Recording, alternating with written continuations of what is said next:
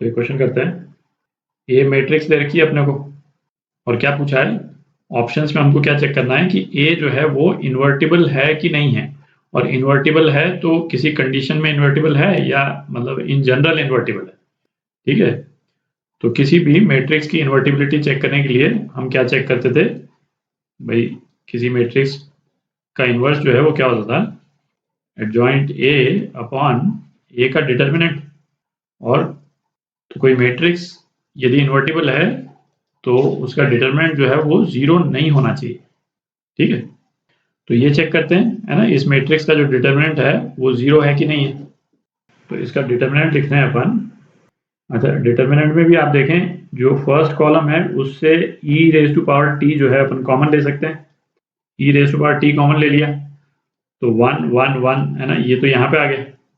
अच्छा, जो second column है उससे e raise to power minus t common ले सकते हैं, e raise to power minus t common ले लिया तो सेकंड कॉलम जो है वो क्या हो गया, cos t minus sine t, और ये हो गया ट्वाइस साइन टी, ये हो गया। और थर्ड कॉलम से e raise to power minus t फिर कॉमन ले लें अपन, तो अपने पास में क्या बच जाएगा, है ना, sine t minus sine t plus cos t और माइनस ट्वाइस कॉस टी बच गया। ठीक है, तो फर्स्ट कॉलम में सारे वन आ गए, है ना, तो सिंप्लीफाई करने के लिए है ना ये ऑपरेशंस कर लेते हैं अपन। R3 को रिप्लेस कर देंगे R3 माइनस R2 से, और R1 को R2 को रिप्लेस कर देंगे R2 माइनस R1 से। ठीक है, अच्छा बाहर वाली जो ये जो टर्म्स हैं ये दोनों तो कैंसिल आउट हो गई, मतलब 1 हो गया, और e to the power minus t है ना, ये तो कभी जीरो हो ही नहीं सकता है। हम नीचे थोड़ी जगह बना लेते हैं पहले, तो डिटरमिनेंट जो है वो क्या हो गया, e to the power minus t है ना, पहली रो 1 cos टी और साइन टी, दूसरी रो में ये 0 minus twice cos t minus sine t और minus twice sine t plus cos t, और तीसरी row 3 sine t plus cos t और sine t minus 3 cos T.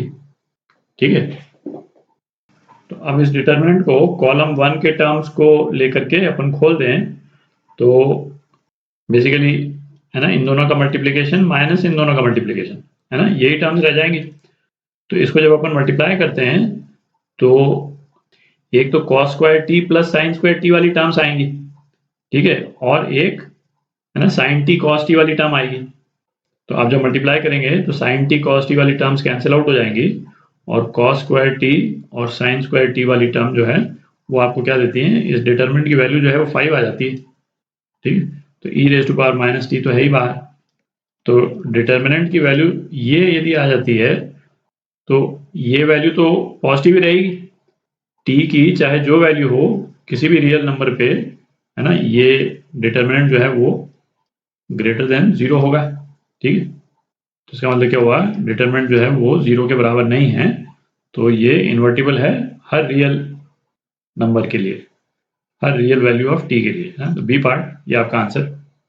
तो ये क्वेश्चन करते हैं, let A and B two invertible matrices of order 3×3, determinant है ना, ये डिटरमिनेंट तो क्या दे रखा है अपने को, determinant of A B into A transpose ये दे रखा है अपने को 8, और determinant of A into B inverse ये क्या दे रखा है, ये भी 8 दे रखा है।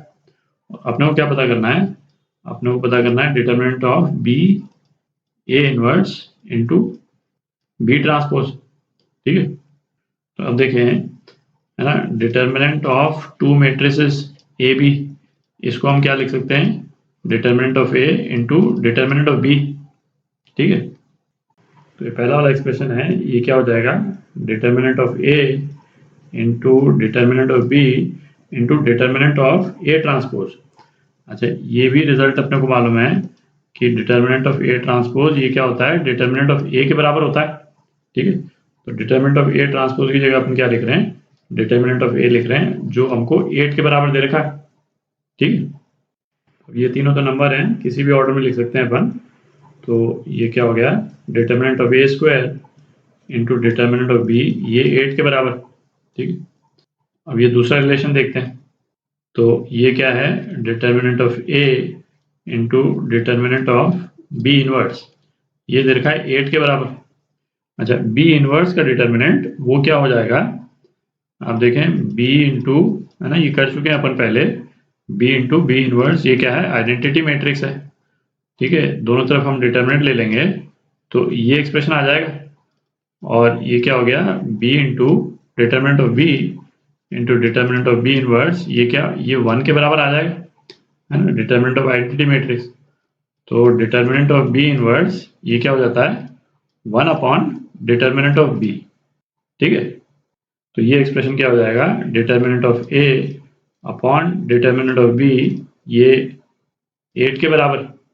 ठीक, तो डिटर्मिनेंट ऑफ बी की वैल्यू यहाँ से इसमें डाल देते हैं अपन, है ना। डिटर्मिनेंट बी कितना है, डिटर्मिनेंट ऑफ ए अपॉन 8, तो ये हो गया determinant of A square into determinant of A upon 8, B की वैल्यू डाल दी अपन ने, ये 8 के बराबर।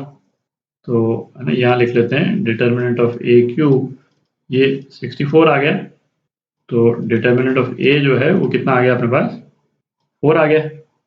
ठीक है, और डिटर्मिनेंट ऑफ बी जो है वो कितना हो गया ना, डिटर्मिनेंट ए अपॉन 8, तो डिटर्मिनेंट ऑफ बी जो है 1/2 आ गया। ठीक, अब ये वाला एक्सप्रेशन निकालते हैं जो अपने को निकालना है ना, जगह बना लेते हैं। तो इस एक्सप्रेशन को अपन क्या लिख सकते हैं, अलग अलग कर लेते हैं, determinant of B into determinant of A inverse into B transpose, और ये किसके बराबर हो जाएगा, बी ए इनवर्स, ये 1/a के बराबर, 1/a डिटर्मिनेंट के बराबर, बी ट्रांसपोज ये किसके बराबर हो जाएगा, बी के डिटर्मिनेंट के बराबर। वैल्यूज डाल देते हैं तो क्या आ जाएगा, 1/2 स्क्वायर अपॉन 4। ठीक है, तो ये क्या आ गया, 1/16। ठीक है, तो ये आपका आंसर 1/16 सी पार्ट।